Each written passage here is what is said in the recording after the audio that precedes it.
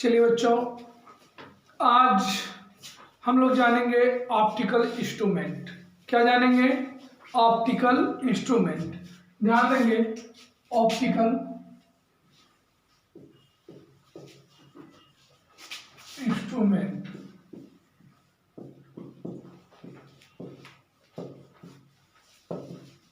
ठीक है, यानी हिंदी में इसको बोलेंगे प्रकाशिक यंत्र। क्या बोलेंगे?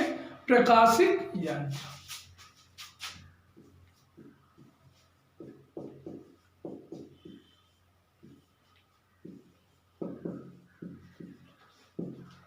क्लियर?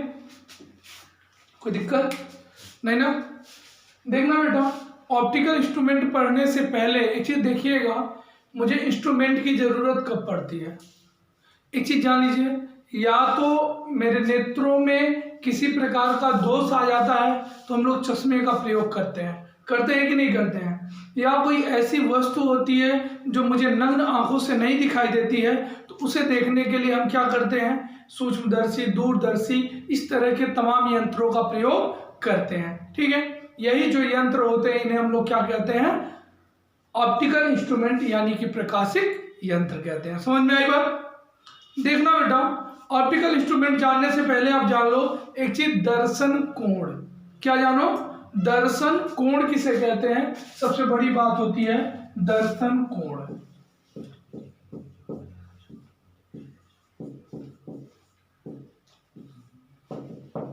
ठीक है, क्योंकि जब आवर्धन निकालोगे तो आवर्धन में दर्शन कोण का बहुत ज्यादा जरूरत पड़ेगा। ठीक है ना?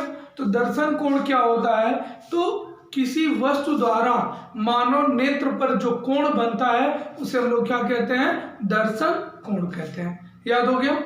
किसी वस्तु द्वारा मानव नेत्र पर जो कोण बनता है उसे हम लोग क्या कहते हैं? दर्शन कोण। याद हो गया? यानी दर्शन कोण की डिफिनेशन क्या होगी? किसी वस्तु द्वारा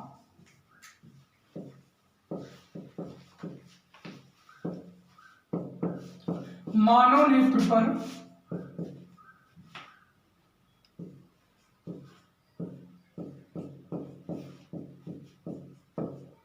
जो कोण बनता है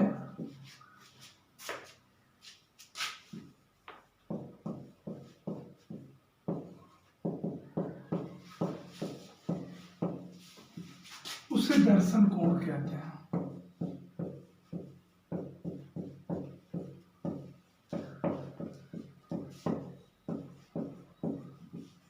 क्लियर हो गया? दर्शन कोण कोई दिक्कत है? 100%। क्या?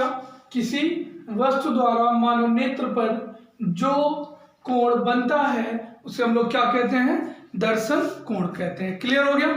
ठीक, आइए बच्चों अब समझते हैं आवर्धन क्षमता। समझ में आ रही बात है? कई बार हमने आवर्धन पढ़ा है। ठीक, आइए हम लोग समझते हैं आवर्धन क्षमता क्या होती है। ठीक है, देखेंगे अगर हम आवर्धन क्षमता की बात करेंगे तो आवर्धन क्षमता क्या होता है? ठीक, किसी यंत्र द्वारा मानव नेत्र पर जो दर्शन कोण बनता है, किसी यंत्र द्वारा मानव नेत्र पर जो दर्शन कोण बनता है और बिना यंत्र के जो दर्शन कोण बनता है, इन दोनों का जो अनुपात होता है उसे हम लोग क्या कहते हैं? आवर्धन क्षमता कहते हैं। क्या कहते हैं बेटा? आवर्धन क्षमता। यानी आवर्धन क्षमता की डिफिनेशन क्या होती है? ध्यान देंगे, आवर्धन क्षमता की अगर बात करेंगे तो आवर्धन क्षमता क्या लिखेंगे? किसी यंत्र द्वारा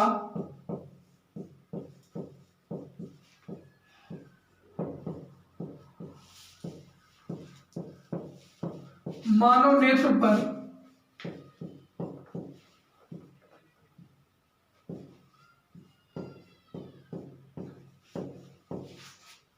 बना दर्शन कोण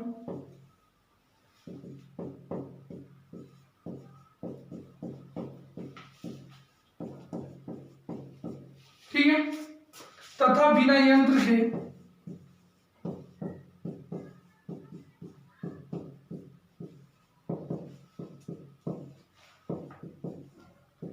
बने दर्शन कोण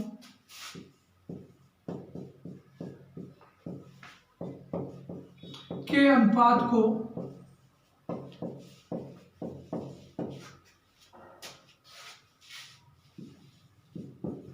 आवर्धन क्षमता कहते हैं।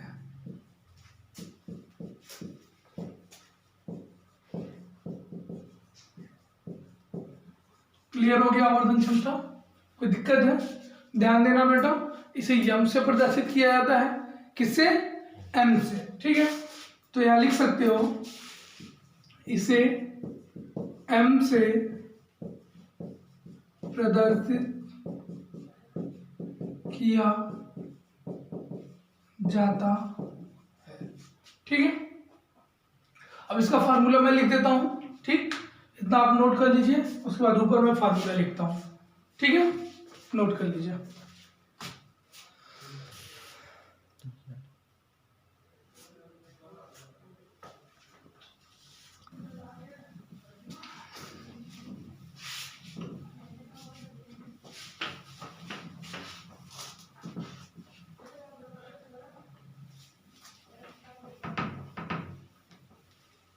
ध्यान देंगे बेटा, फार्मूला क्या लिखना था? आवर्धन क्षमता का। किसका लिखना था? आवर्धन क्षमता। तो देखिएगा, आवर्धन क्षमता यम बराबर क्या होगा? यंत्र द्वारा मानव नेत्र पर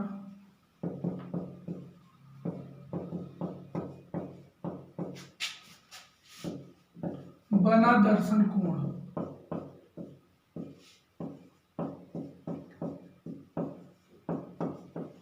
ठीक, क्या हो गया? यंत्र द्वारा मानव नेत्र पर बना दर्शन कोण अपान क्या हो जाएगा बेटा? बिना यंत्र के। क्या? बिना यंत्र के मानव नेत्र पर बना दर्शन कोण।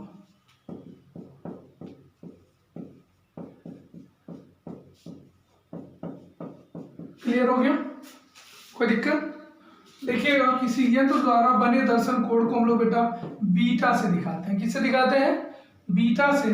और यंत्र द्वारा बना दर्शन कोण, सॉरी, बिना यंत्र द्वारा बना दर्शन कोण अल्फा से दिखाया जाता है। यानी यम बराबर हम लोग क्या लिखते हैं? बीटा अपान अल्फा। समझ आ रही बात? देखिएगा, ये दो कोणों का अनुपात है। ठीक है ना? क्या है? दो कोणों का अनुपात है। तो यहां पे देखेंगे, कोण का मात्रक रेडियन, कोण का मात्रक रेडियन। यानी कह सकते हैं कि जो ये है, ये क्या है? मात्रकहीन तथा विमाहीन राशि है। समझ में आ रही बात ना? तो यहां लिख देंगे क्या? आवर्धन क्षमता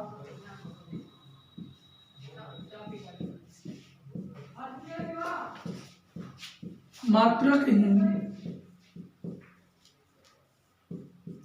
विमाहीन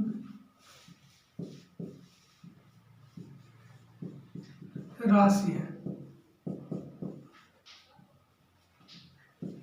ठीक है, यह क्या है? मात्रकहीन विमाहीन राशि है। दो कोणों का अनुपात है, अतः इसे कोणीय आवर्धन क्षमता भी कहते हैं। क्या कहते हैं? कोणीय आवर्धन क्षमता। दो कोणों का अनुपात है, इसलिए इसे क्या कहते हैं? इसे किसको? इसको। ठीक है, इस आवर्धन क्षमता को ये दिमाग में बैठा लीजिएगा, इसे कोणीय आवर्धन क्षमता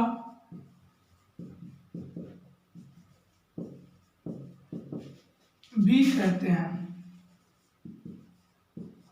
क्यों कहते हैं? क्योंकि ये क्या है? दो कोणों का अनुपात है। समझ आ रही बात ना? दो कोणों का अनुपात होने के कारण से हम लोग क्या कहते हैं? कोणीय आवर्धन क्षमता कहते हैं। समझ आ गई बात? क्लियर? अब बच्चों आइए जानते हैं सूक्ष्मदर्शी के बारे में। समझ आ रही बात ना? सूक्ष्मदर्शी कितने प्रकार की होती है? दो प्रकार की होती है। एक क्या होती है? सरल सूक्ष्मदर्शी, और एक क्या होती है? संयुक्त सूक्ष्मदर्शी। समझ आ रही बात ना? पहले हम लोग जानेंगे सरल सूक्ष्मदर्शी के बारे में, फिर जानेंगे संयुक्त सूक्ष्मदर्शी के बारे में। ठीक है,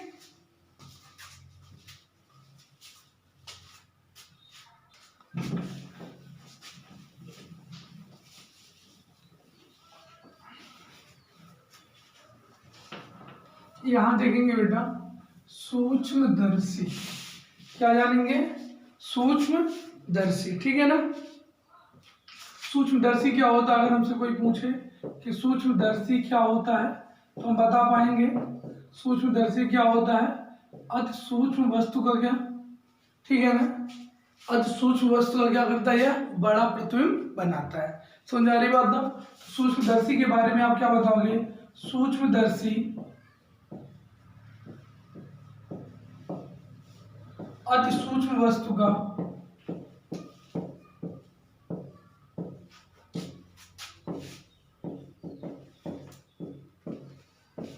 बड़ा प्रतिबिंब बनाता है।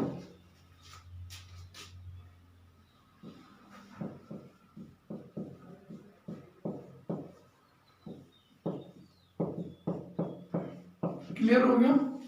सूक्ष्मदर्शी क्या करता है बेटा, सूक्ष्मदर्शी अति सूक्ष्म वस्तु का क्या करता है, बड़ा प्रतिबिंब बनाता है। क्लियर हो गया, कोई दिक्कत, पक्का, ठीक है। ध्यान देंगे ये दो प्रकार का होता है। नंबर एक क्या होता है, सरल सूक्ष्मदर्शी, कौन सी, सरल सूक्ष्मदर्शी, और दूसरा कौन सा होता है, संयुक्त या यौगिक, संयुक्त या यौगिक सूक्ष्मदर्शी। क्लियर हो गया, कोई दिक्कत। ये कितने प्रकार के होते हैं, एक क्या होता है सरल सूक्ष्मदर्शी, दूसरा क्या होता है संयुक्त या यौगिक सूक्ष्मदर्शी। क्लियर हो गया, कोई दिक्कत। चलिए आइए जानते हैं सरल सूक्ष्मदर्शी के बारे में, ठीक है ना। देखेंगे बेटा सरल सूक्ष्मदर्शी क्या होता है। सरल सूक्ष्मदर्शी में हम लोग एक कम फोकस दूरी का उत्तल लेंस लेते हैं। क्या लेते हैं, सरल सूक्ष्मदर्शी में एक कम फोकस दूरी का उत्तल लेंस लेते हैं, जिसे हम लोग क्या आवर्धक या आवर्धक लेंस कहते हैं। समझ में आ रही बात। सरल सूक्ष्मदर्शी में आप क्या कहोगे, सबसे पहले इसमें क्या किया जाता है, एक कम फोकस दूरी का उत्तल लेंस लिया जाता है, जिसे आवर्धक या आवर्धक लेंस कहा जाता है। क्लियर हो गया, कोई दिक्कत। तो यहां लिख सकते हैं हम क्या, सरल सूक्ष्मदर्शी।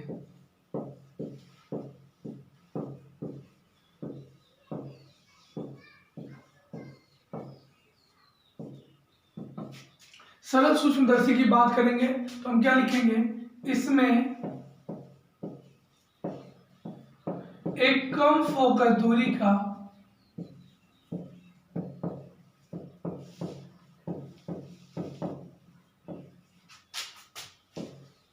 उत्तल लेंस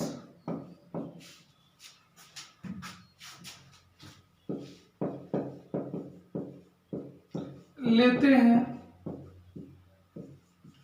जिसे आवर्धक या आवर्धक लेंस कहते हैं।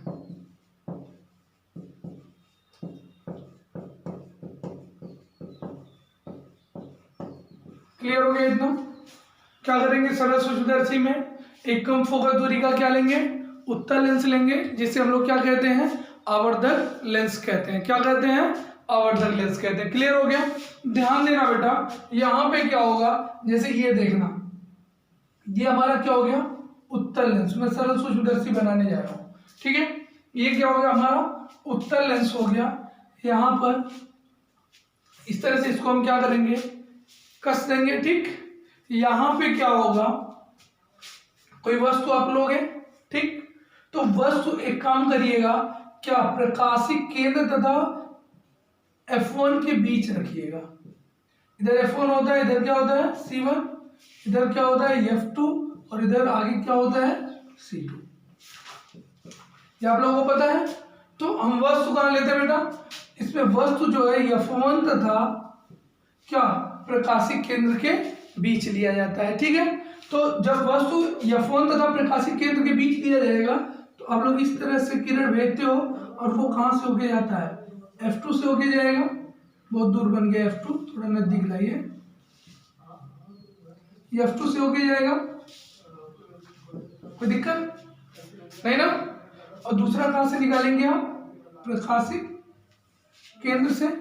यहाँ आगे कहीं मिलेगा नहीं, फैलता हुआ दिख रहा है, इसको हम लोग कहाँ बढ़ाते हैं, ऐसे पीछे, इसको भी कहाँ बढ़ाएंगे, पीछे। ये इस तरह से यहाँ काटेंगे, तो ये सीधा और वस्तु से बड़ा प्रतिबिंब बना रहा है, नहीं बना रहा है, ठीक है ना। तो वही चीज ये क्या करता है कि इसका सीधा आभासी और वस्तु से बड़ा प्रतिबिंब बनाता है, ठीक है। तो हम आगे लिख सकते हैं क्या, ठीक है, सरल सूक्ष्मदर्शी में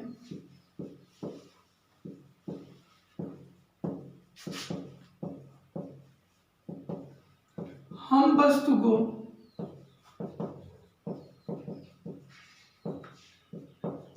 F1 तथा प्रकाशिक केंद्र के बीच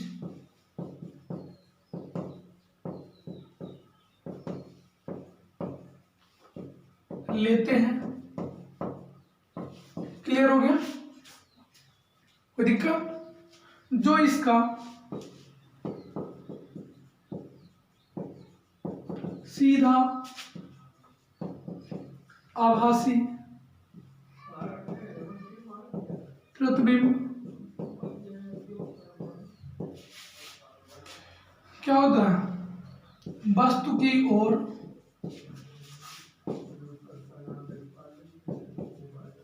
बनाता। कोई दिक्कत? वस्तु की ओर सीधा आभासी और वस्तु से बड़ा प्रतिबिंब बनाता है। बना रहा है, नहीं बना रहा, कोई दिक्कत नहीं। तो यहाँ पे देखना बेटा, अगर हम लोग मान लेते हैं क्या, बिना यंत्र के जो दर्शन कोण बना था अल्फा, ठीक है ना, वो वस्तु मान लो हमारी ये है जो कितनी हाइट की है, h हाइट की, ठीक। तो यहाँ पर ये हमारे मानव नेत्र यानी हमारे नेत्र पर कुछ इस तरह का ये बनाएगी दर्शन कोण। हमारे ये मानव नेत्र है, ठीक, इस पर ये दर्शन कोण कितना बनाई, अल्फा। कोई दिक्कत? तो ये दूरी कितनी हो गई, स्पष्ट नेत्र की न्यूनतम दूरी d। क्लियर? अब ये वाला क्या होगा, मान लो ये ऊंचाई h थी, तो ये कितनी हो गई, h डैश। क्लियर? ये यहां से ये कितनी दूरी हो गई, v, और ये कितनी दूरी हो गई बेटा, u। क्योंकि प्रतिबिंब की दूरी किससे दिखाएंगे, v से, और वस्तु की दूरी को किससे दिखाएंगे, u से, ठीक है ना। तो हमें आवर्धन लिखना है। तो आवर्धन यम बराबर क्या होता है बेटा, देखिएगा, आवर्धन क्षमता यानी यम बराबर क्या होता है, बीटा अपान अल्फा। होता है कि नहीं होता है? आप जानते हो क्या, for small angle, for small angle यानी बहुत छोटे कोण के लिए, ठीक है। क्या होगा बेटा, बीटा इज इक्वल टू क्या हो जाएगा, tan बीटा, और alpha is equal to tan alpha. कोई दिक्कत? तो अगर यहां से देखेंगे तो ये एंगल कितना हो जाएगा हमारा, बीटा, ठीक। तो बीटा इज इक्वल टू क्या हो जाएगा, h डैश अपान v के, लंब अपान आधार। कोई दिक्कत? तो यहां से लगा देना, क्या लिख दो नीचे, तो यहां कितना हो जाएगा, tan beta is equal to h dash upon v के। कोई दिक्कत? tan beta is equal to क्या हो गया, h डैश अपान v के, दिखाई दे रहा है। तो ये क्या हो गया, tan beta is equal to h dash upon v के। और यहाँ देखना बेटा, ये ट्रायंगल जो होगा इस बड़े वाले ट्रायंगल के समरूप होगा। ये आपको दिख रहा है, ये वाला बड़ा वाला ट्रायंगल इस छोटे वाले ट्रायंगल के क्या होगा, समरूप होगा। और समरूप त्रिभुज की संगत भुजाओं का अनुपात क्या होता है, बराबर होता है। तो यहाँ हम लिख सकते हैं बराबर क्या, बराबर h अपान u के। लिख सकते हैं, नहीं लिख सकते हैं? देखिए, ये भुजा बटे ये भुजा बराबर इसकी बड़ी भुजा बटे इसकी छोटी भुजा, होगा कि नहीं होगा? कोई दिक्कत? पक्का समझ में आ रहा है? देखना, मैं इसको मिटा दूं, एक बार आप नोट कर लीजिए। हो गया?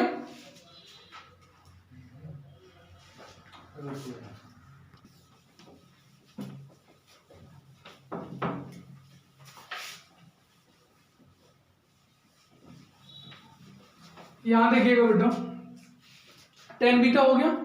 tan अल्फा अगर देखेंगे हम, तो tan अल्फा बराबर क्या लिखेंगे, ध्यान देंगे, tan alpha is equal to कितना हो जाएगा, h अपॉन डी के। होगा कि नहीं होगा? इसको इक्वेशन फर्स्ट और इसको इक्वेशन सेकंड, ठीक है। तो यहाँ पे वैल्यू रख दिया जाए तो कोई दिक्कत?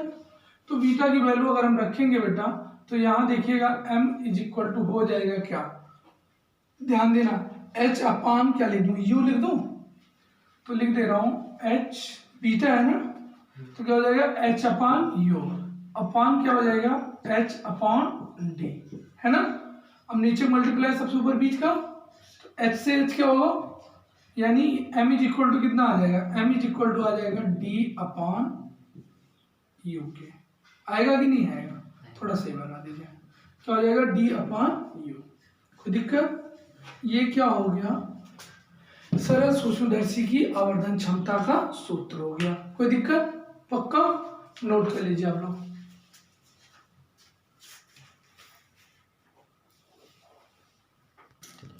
इसमें कंडीशंस दो होते हैं बेटा। नंबर एक कंडीशन क्या होता है, पहली चीज जब हमारा प्रतिबिंब कहां पर बने, अनंत पर बने, पहला कंडीशन। दूसरा कंडीशन क्या होता है, जब हमारा प्रतिबिंब स्पष्ट नेत्र की न्यूनतम दूरी पर बने, ठीक है ना। तो देखिएगा जब हमारा प्रतिबिंब अनंत पे बनेगा तो हमारा क्या कॉन्सेप्ट आएगा, आवर्धन क्षमता का, ठीक है। यहां देखेंगे जब प्रतिबिंब अनंत पर बने, नंबर एक कंडीशन क्या है बच्चों, जब प्रतिबिंब कहां पर बने, अनंत पर बने।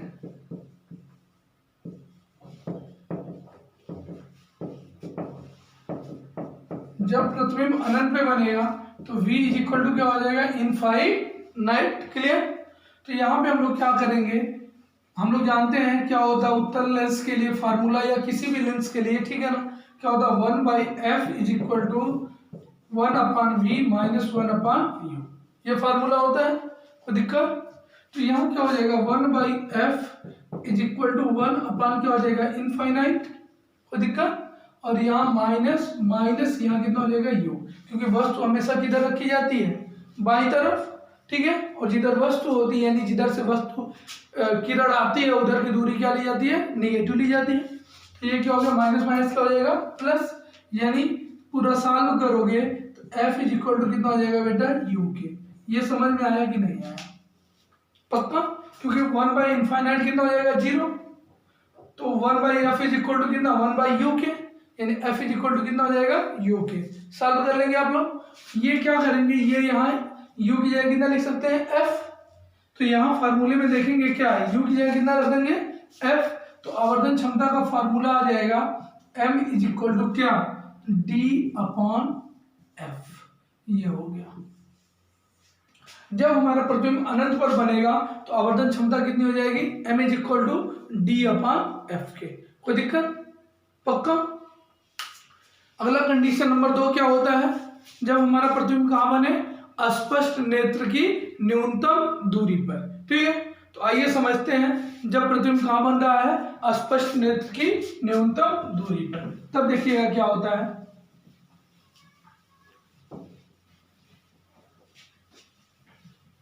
क्या होगा बेटा देखना, जब प्रतिबिंब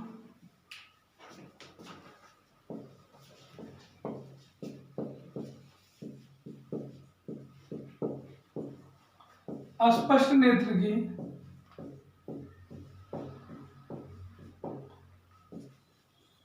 न्यूनतम दूरी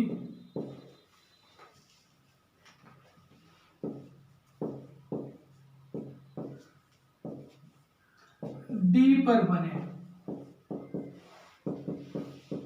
कोई दिक्कत।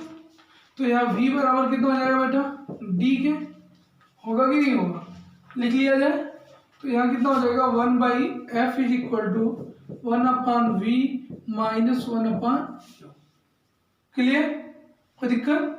तो यहाँ कितना हो जाएगा 1/f is equal to 1/v की वैल्यू कितनी हो जाएगी -t, ठीक, और माइनस 1/u की वैल्यू -u, ये हो जाएगा। तो यहाँ कितना हो जाएगा 1/f इज इक्वल टू कितना हो जाएगा, सॉल्व करेंगे तो ये प्लस हो जाएगा, क्लियर। तो यहाँ कितना हो जाएगा बोलो 1/, ठीक है, -d और प्लस 1/u, क्लियर हो गया, कोई दिक्कत।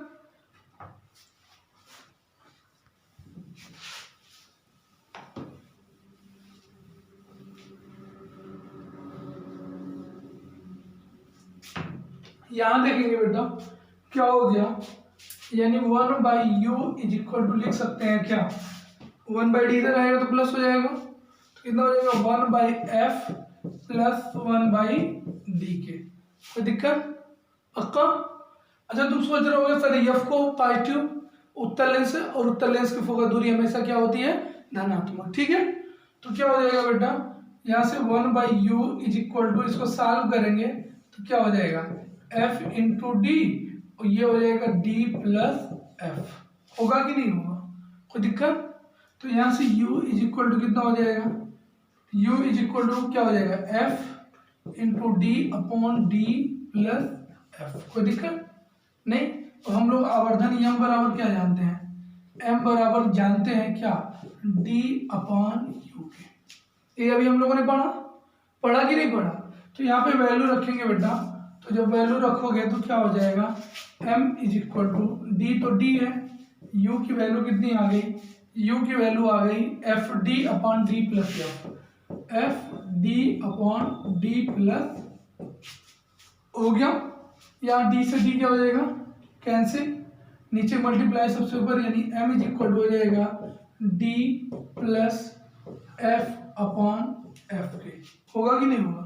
तो इसको और सॉल्व कर देते तो हम लोग थोड़ा शार्ट में लिख देते हैं, m इज इक्वल टू ये d अपॉन f हो जाएगा और ये कितना हो जाएगा 1, तो इसको लिख देते हैं 1 प्लस d अपॉन f। ये क्या हो गया, आवर्धन क्षमता का फार्मूला सरल सूक्ष्मदर्शी के लिए जब प्रतिबिंब कहाँ बने, स्पष्ट नेत्र की न्यूनतम दूरी पर बने। क्लियर हो गया? कोई दिक्कत है? नहीं? नोट कर सकते हैं, नोट कर लीजिए। देखेंगे बेटा यौगिक सूक्ष्मदर्शी, क्या देखेंगे, यौगिक सूक्ष्मदर्शी। यौगिक सूक्ष्मदर्शी की बात करते हैं।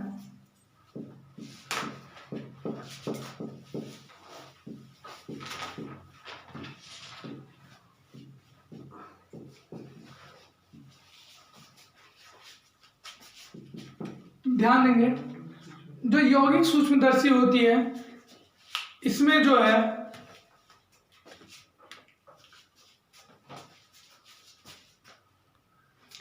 यौगिक सूक्ष्मदर्शी, ध्यान देंगे बेटा, यौगिक सूक्ष्मदर्शी की अगर हम बात करते हैं, ठीक है ना, तो इसमें क्या होता है, हम लोग दो उत्तल लेंस लेते हैं। क्या लेते हैं? दो उत्तल लेंस लेते हैं।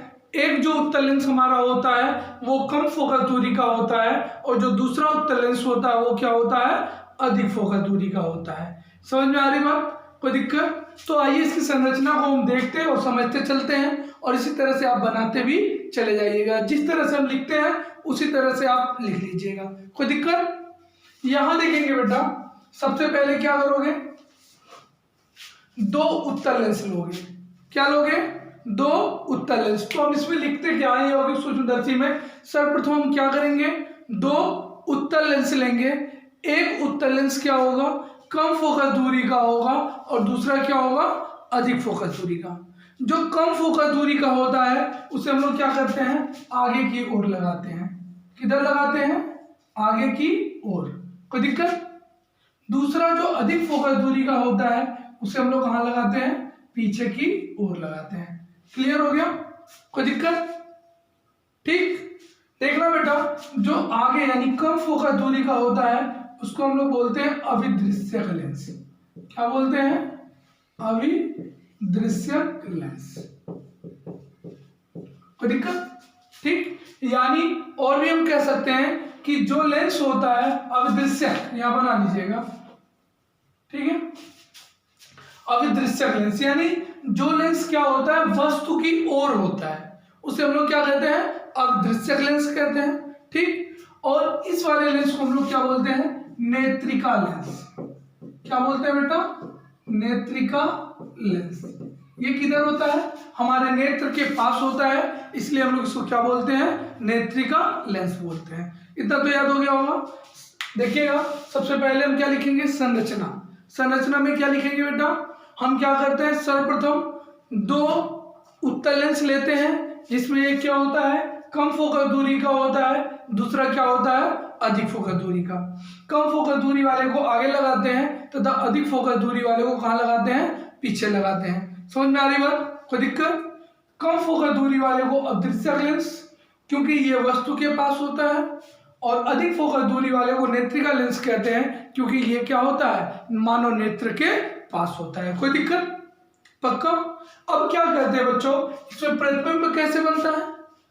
पहली हेडिंग हमारी थी संरचना, हम लोग संरचना में जो बात हमने आपको बताया वो लिख लीजिएगा, लिख लोगे आप लोग, ठीक। अब क्या अगली हेडिंग डालेंगे, प्रतिबिंब का बनना।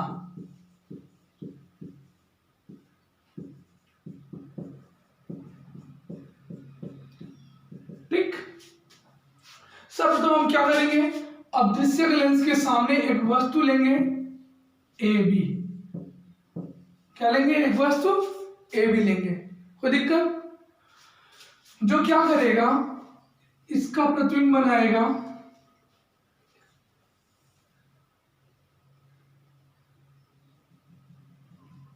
नेत्रिका लेंस के सामने इस तरह से, कोई दिक्कत, समझ आ रही हो।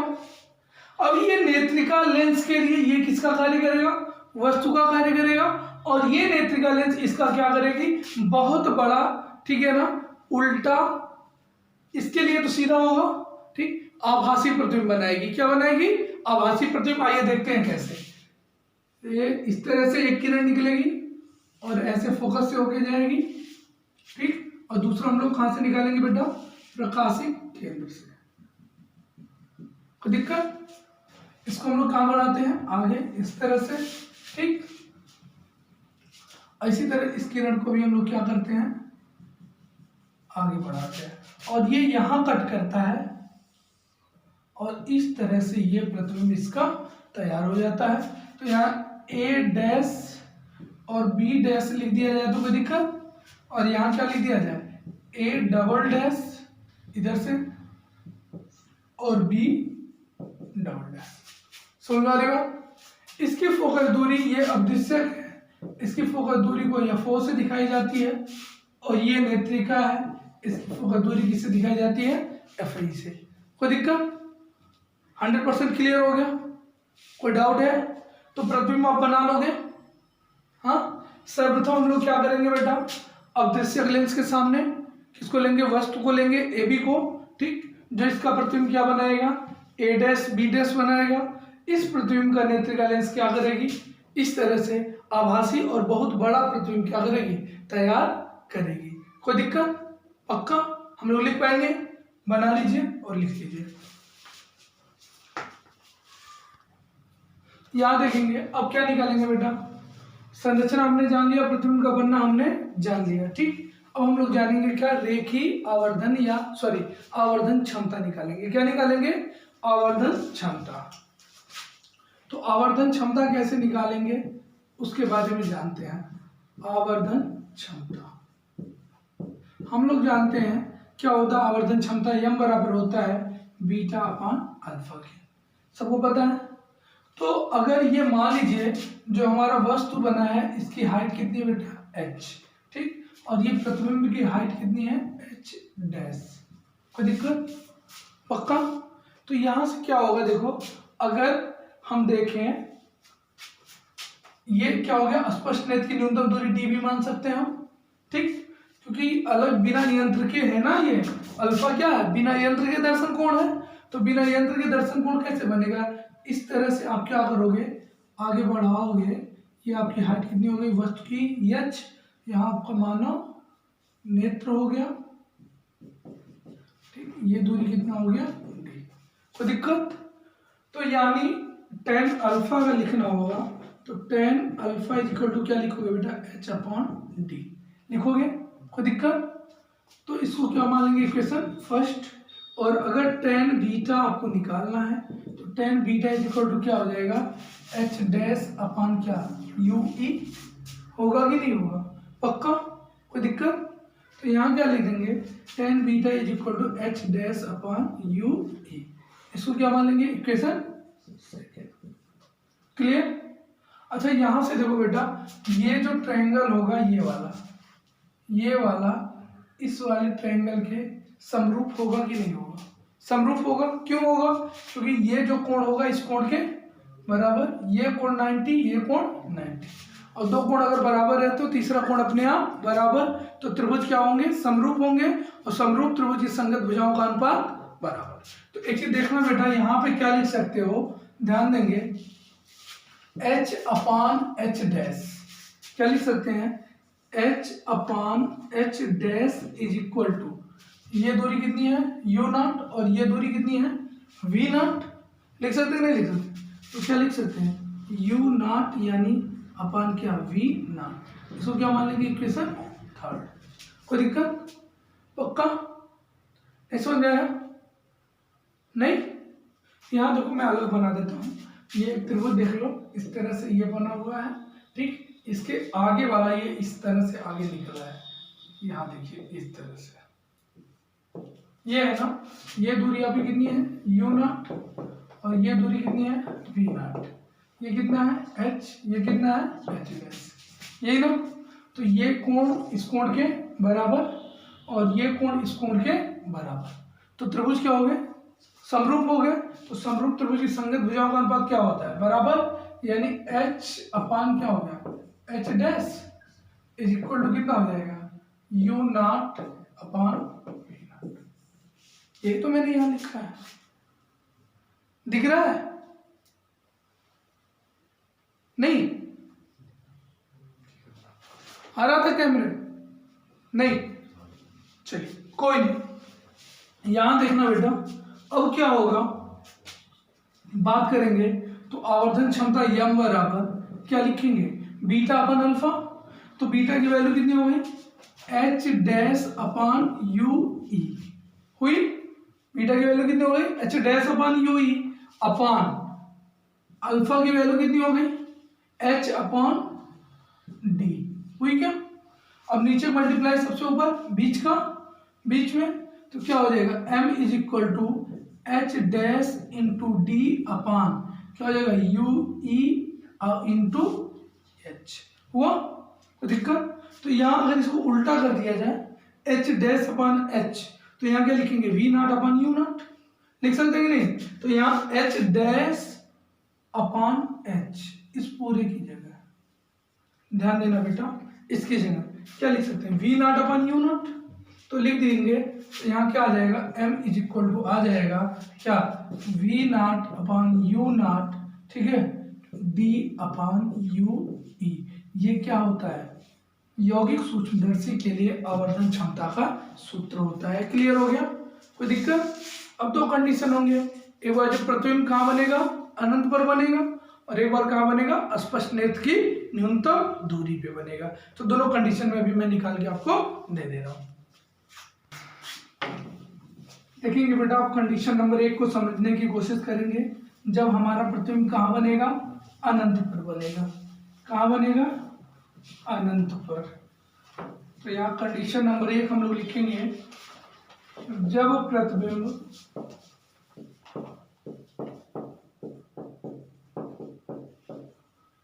अनंत पर बने,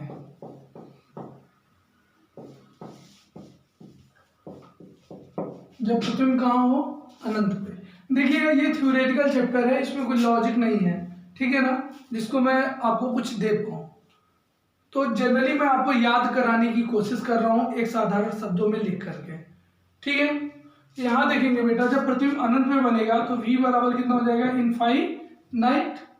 तो यहाँ पे u बराबर जो आप लेना क्या लेना यू ई लेना नेत्रिका लेंस का। समझ आ रही बात है? क्योंकि अंतिम प्रतिबिंब इनफाइनाइट पे बन रहा है। समझ आ रही बात? तो फोकस दूरी कितना हो जाएगा बेटा, जो एफ होगा वो किसके बराबर होगा एफ ई के बराबर। समझ में आ रही बात? कोई दिक्कत? क्यों यू ई लिया, क्यों एफ ई लिया? समझ में आ रहा है ना? तो ऐसे ध्यान देंगे। अब क्या लगाएंगे 1/f बराबर 1/v माइनस 1/u। क्लियर? तो यहाँ कितना हो जाएगा 1/fe हो जाएगा, ठीक, इज इक्वल टू कितना हो जाएगा 1/v का मान इनफाइनाइट माइनस 1/ue कितना होगा माइनस ue।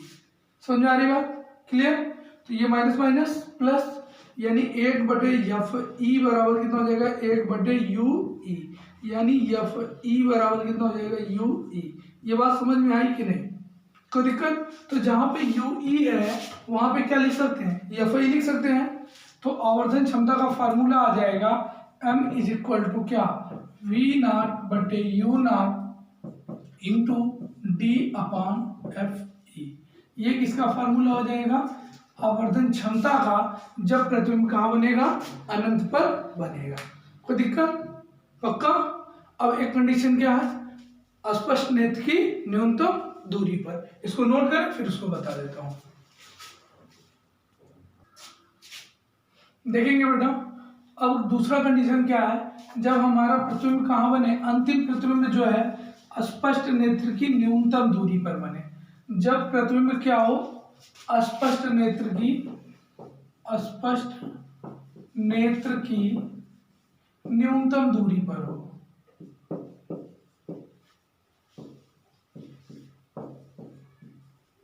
समझ में आ रही बात?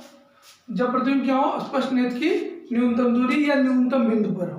कौन सा प्रतिबिंब, ये अंतिम वाला प्रतिबिंब। समझ में आ रही बात ना?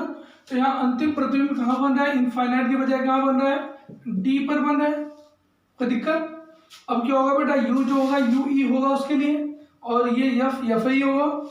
सब यही काम करना है, 1/f is equal to 1/v minus 1/u। Clear? अब क्या होगा, 1/f ई, ये तो फोकस दूरी हमेशा धनात्मक होगी, क्या हो जाएगा 1 इनफाइनाइट की जगह कितना हो जाएगा, माइनस डी हो जाएगा। क्या हो जाएगा, माइनस डी। क्यों? क्योंकि ये वस्तु की ओर ही बन रहा है। किधर बन रहा है, वस्तु की ओर।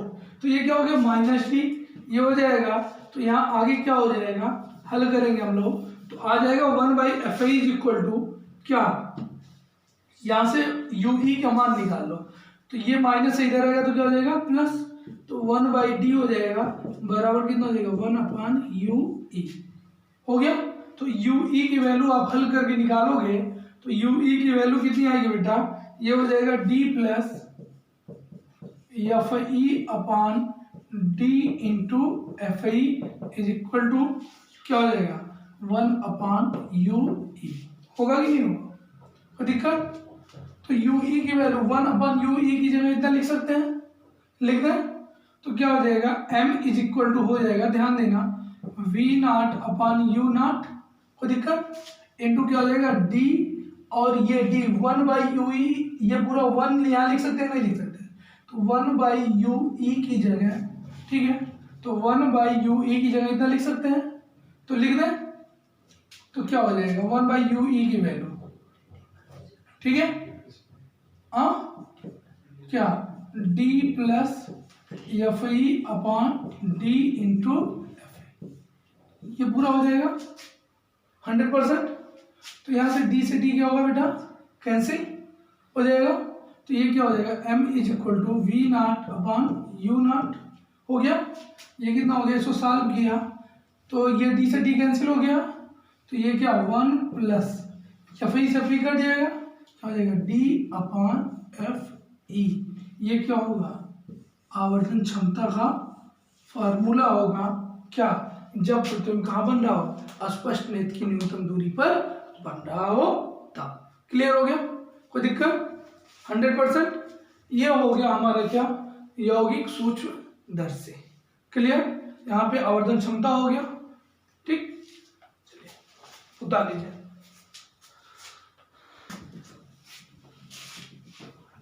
चलिएगा बेटा, अगर इसके नली की लंबाई हमसे पूछ ले, क्या सरल सूक्ष्मदर्शी के नली की लंबाई, ठीक है ना, इसके नली की लंबाई कितनी होगी, ये यौगिक सूक्ष्मदर्शी के नली की लंबाई अगर हमसे पूछता है तो ध्यान देना बेटा, यौगिक सूक्ष्मदर्शी के नली का लंबाई क्या होता है, यौगिक सूक्ष्मदर्शी के नली की लंबाई क्या होगी, ध्यान देना, यहाँ पर ये दूरी कितनी हो जाएगी v0 और ये दूरी कितनी हो गई u_e, समझ में आ रही बात? तो ये कितना हो गया v0 प्लस क्या u_e, ये क्या हो गया यौगिक सूक्ष्मदर्शी के नली की लंबाई, ठीक है। अगर आपसे कोई जो है मतलब किसी दूसरे टर्म में पूछना चाहता है कि यौगिक सूक्ष्मदर्शी की आवर्धन क्षमता क्या होगी, तो अदृश्यक लेंस की जो आवर्धन क्षमता, ठीक है, और नेत्रिका लेंस की जो आवर्धन क्षमता होगी, उन दोनों के गुणनफल को हम लोग क्या कहेंगे, यौगिक सूक्ष्मदर्शी की आवर्धन क्षमता कहेंगे। यानी अदृश्यक लेंस की आवर्धन क्षमता का गुणनफल और नेत्रिका लेंस की आवर्धन क्षमता, दोनों का गुणनफल जो होगा वो क्या होगा, यौगिक सूक्ष्मदर्शी की आवर्धन क्षमता का फार्मूला होगा, ठीक है। नेक्स्ट कंटेंट में हम आप लोगों के लिए लेकर के आएंगे खगोलीय दूरदर्शी। क्या लेकर के आएंगे? खगोलीय दूरदर्शी। तब तक के लिए जय हिंद। यौगिक सूक्ष्मदर्शी के नली की लंबाई अगर हमसे पूछता है तो ध्यान देना बेटा, यौगिक सूक्ष्मदर्शी के नली का लंबाई क्या होता है? यौगिक सूक्ष्मदर्शी के नली की लंबाई क्या होगी? ध्यान देना, यहाँ पर ये दूरी कितनी हो जाएगी? v0 और ये दूरी कितनी हो गई? ue। समझ में आ रही बात? तो ये कितना हो गया? v0 प्लस क्या? ue। ये क्या हो गया? यौगिक सूक्ष्मदर्शी के नली की लंबाई। ठीक है। अगर आपसे कोई जो है मतलब किसी दूसरे टर्म में पूछना चाहता है कि यौगिक सूक्ष्मदर्शी की आवर्धन क्षमता क्या होगी, तो अदृश्यक लेंस की जो आवर्धन क्षमता, ठीक है, और नेत्रिका लेंस की जो आवर्धन क्षमता होगी, उन दोनों के गुणनफल को हम लोग क्या कहेंगे? यौगिक सूक्ष्मदर्शी की आवर्धन क्षमता कहेंगे। यानी अदृश्यक लेंस की आवर्धन क्षमता का गुणनफल और नेत्रिका लेंस की आवर्धन क्षमता, दोनों का गुणनफल जो होगा वो क्या होगा? यौगिक सूक्ष्मदर्शी की आवर्धन क्षमता का फार्मूला होगा। ठीक है। नेक्स्ट कंटेंट पे हम आप लोगों के लिए लेकर के आएंगे खगोलीय दूरदर्शी। क्या लेकर के आएंगे? खगोलीय दूरदर्शी। तब तक के लिए जय हिंद।